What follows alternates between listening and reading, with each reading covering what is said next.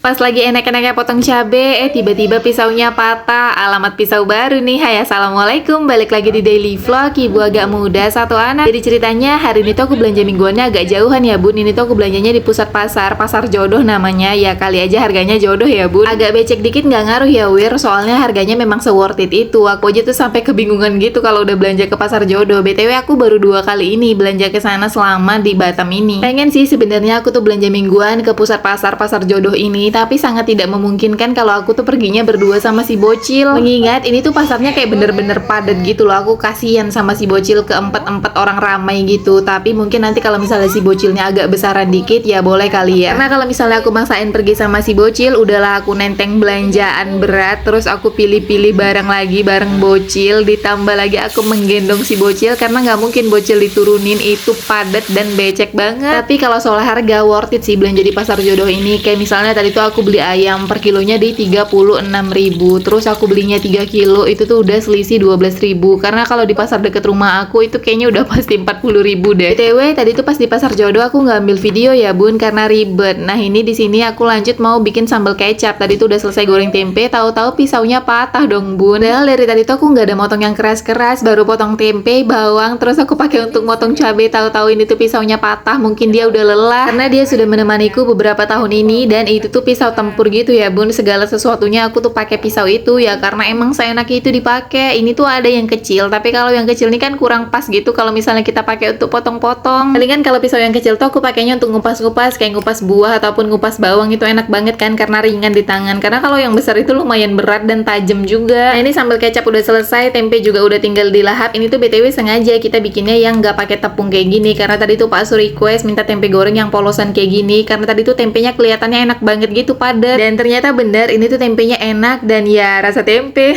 Balik lagi ke cerita pasar jodoh tadi. Terus aku kasih contoh apa lagi ya? Oh, cabai merah. Tadi tuh tetangga aku bilang kalau cabai merah harganya di pasar deket rumah kita nih harganya 95.000. Dan kalau di pasar jodoh tadi tuh harga cabai merah mulai dari 75 dan paling mahal di 85.000. Bayangin 75 sama 95 beda 20.000 bun. BTW jarak dari rumahku ke pasar jodoh tuh 23 km.